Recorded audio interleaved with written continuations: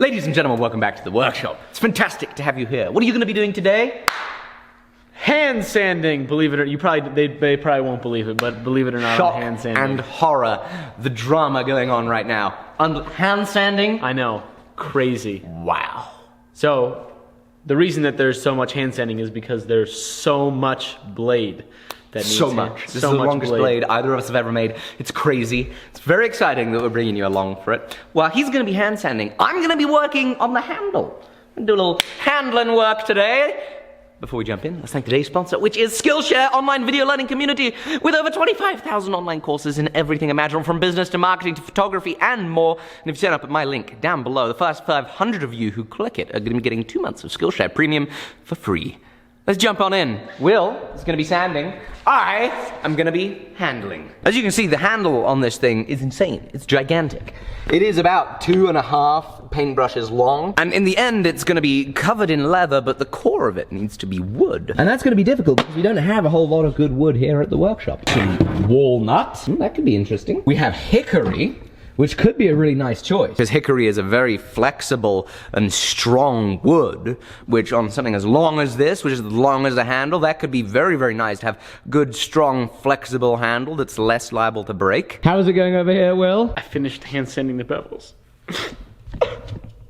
That's it. No, I finished hand sanding the bevels. It's awesome. It's crazy how cool it looks even before etching. I am thrilled. But it's time to go back into the grinding room, despite the fact that we just finished hand sanding, to grind on these flats, to round this stuff out to the place where we want it, and then more hand sanding on the sides. It'll just be a little bit, since it's nice and flat, it should go relatively quickly. Only 2-3 more years it'll be good. Let's go.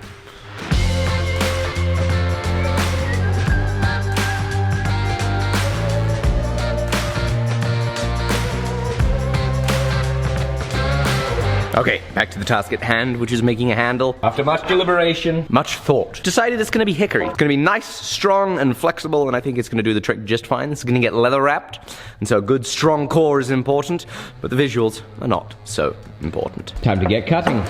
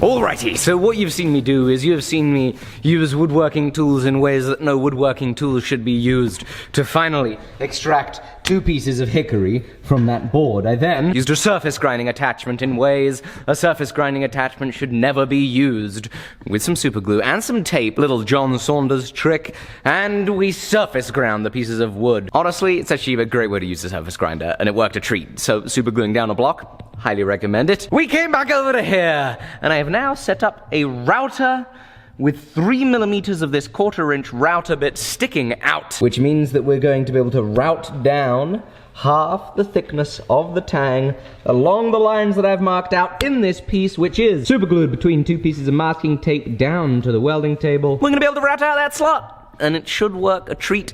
If I recall correctly, it is the same technique that I used on the oak handle of the Scottish claymore that I made a while ago. I think I used the same technique.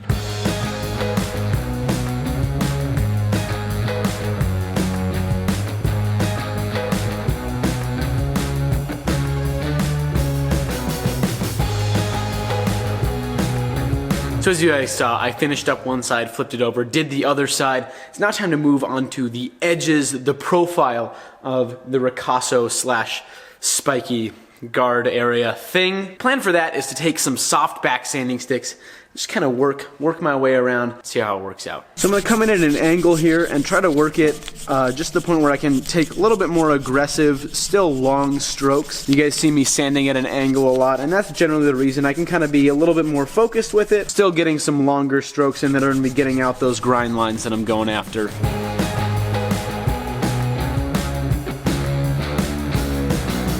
So I'm running into an issue here that when I'm trying to sand in this area, I'm just not getting quite all the way into the corners. It just kind of wants to shred up the sandpaper. And so my solution to this is going to be to take some duct tape, apply it to the back of the Rhino Wet, and then cut strips of that and use it like a shoe shine. So I'm gonna it's gonna hold a lot better than just wanting to break like that, because that just kind of sucks. So it provides a flexible backing, and it acts like an abrasive belt, and you can kind of shoe shine your way into tighter corners like that, places where sandpaper just kind of wants to tear apart by itself, or where you can't effectively get a sanding stick into.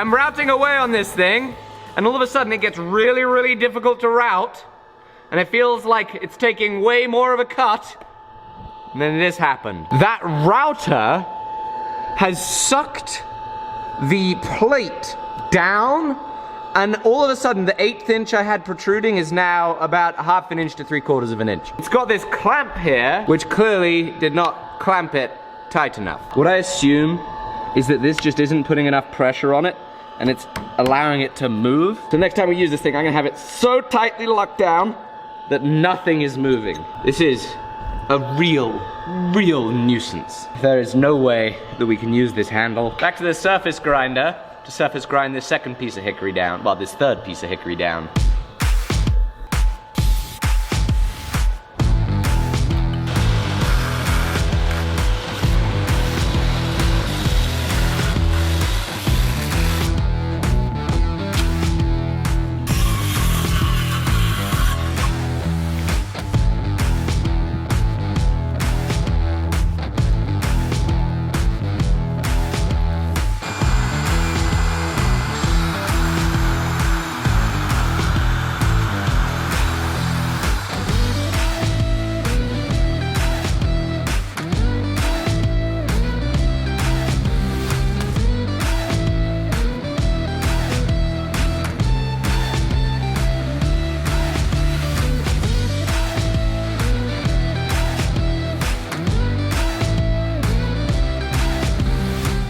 Success! Yeah! Very exciting. These pieces are now ready to glue up.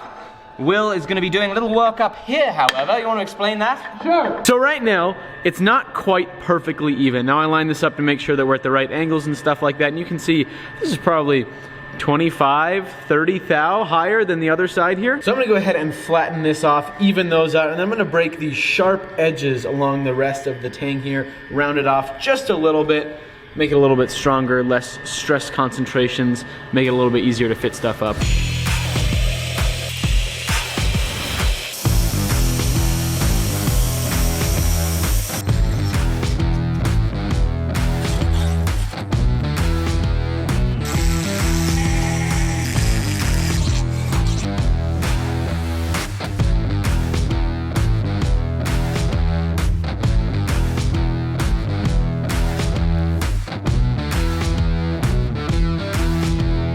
Oh no, no, no! So here I am fitting up the guard. No! And I go,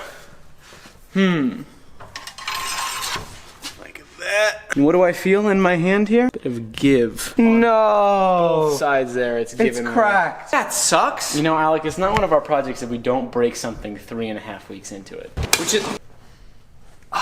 It's cracked. And it's cracked down here.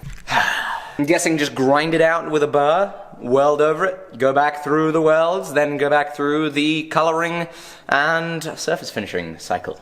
Sweet. It's probably about the only thing I can do. Can I finish fitting this up So long first? as you don't break this off, yes. So I went ahead and fit that up, slammed it down, and I've got a pretty good idea of the material that I need to remove now for this to have that good recessed fit. So we're gonna head up into the jewelry studio, use the microscope and the micromotor, and remove all that material until we have a perfect fit all the way around.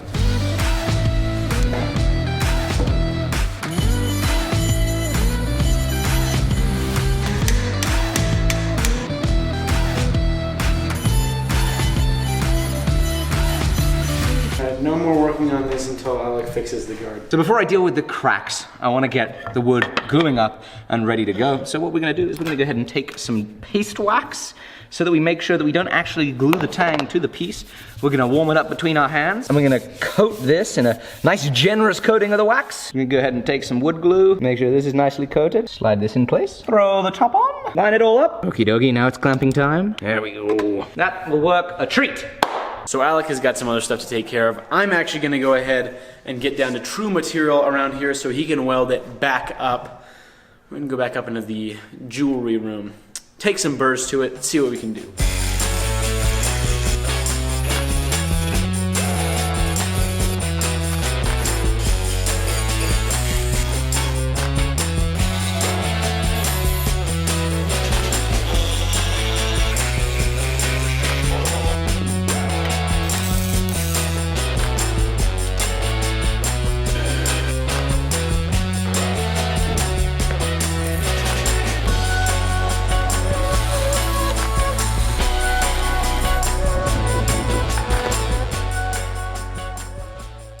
Okay, so it's the next morning now. I'm gonna take this apart, knock the sword out of there, take all these clamps off too.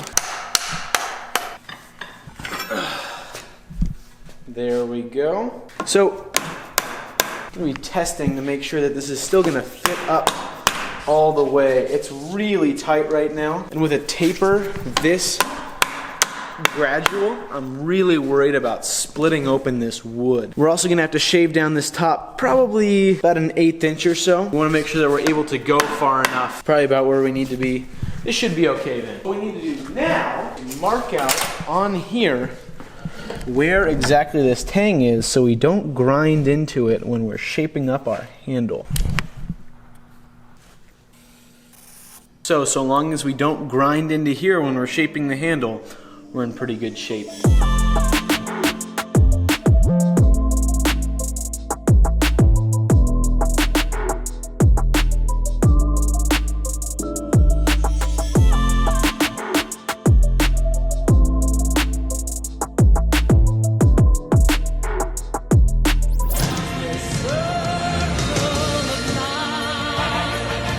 It's going really well. I think we're at a pretty good spot. Now that I've got the profile, I'm going to start shaving down to the side to get it to where I want it.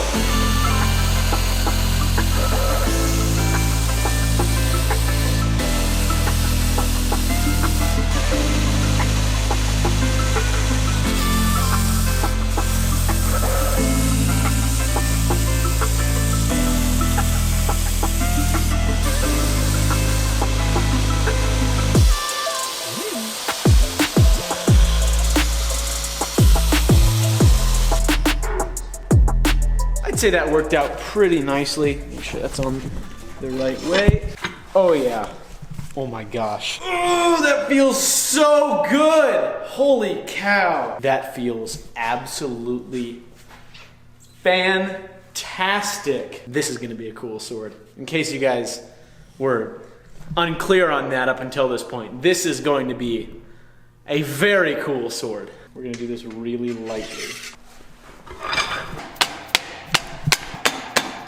Y'all ready for this? Look at that! I literally just got an adrenaline rush just from holding this thing. Holy moly! I've been out of the workshop. I've been ill with the plague. And I have been Will without the plague. This is incredible! Will, what a phenomenal job you've done on this handle. It feels marvelous. This is a blade ready to go into battle or be on parade, because I think it's actually a parade sword. Super excited how the progress is going. Thank you, Will, for making so much incredible progress while I have been puking my guts out. We have a fantastic sponsor today, which is a longtime sponsor of the show, Skillshare. I'm going to tell you guys a little bit about them. Skillshare is an online learning community with over 25,000 online video learning courses in everything imaginable, and they're adding more and more courses every single day. You can, of course, learn photography, videography, marketing, business skills with Skillshare to make yourself a better employee or a better business owner. Of course, here we're really passionate about video, so I'd highly recommend checking out DIY Cinematography by Ryan Booth on Skillshare to pick up and boost your video content creation skills. What I also want to recommend is a fantastic course that I've just found by a fantastic teacher on Skillshare, which is about engines. Engines are something I've always been fascinated about, but was never able to find the time to learn about. Well, now there's a fantastic course on Skillshare. It's called Internal Combustion Engine Basics by Savri 3D. Really great explanations, beautiful little 3D models and renderings so you can see how it all comes together and works. Highly recommend it. And of course, you're going to be getting 2 free months of Skillshare Premium for free when you go to my link in the description and you click that. Skillshare Premium is usually just $10 a month, gives you access to all 25,000 plus of those courses and counting. Thank you, Skillshare, for sponsoring this. Thank you guys for supporting our sponsors, supporting us. Thank you, Will, for making such great progress on the sword. See you all very soon. Bye-bye.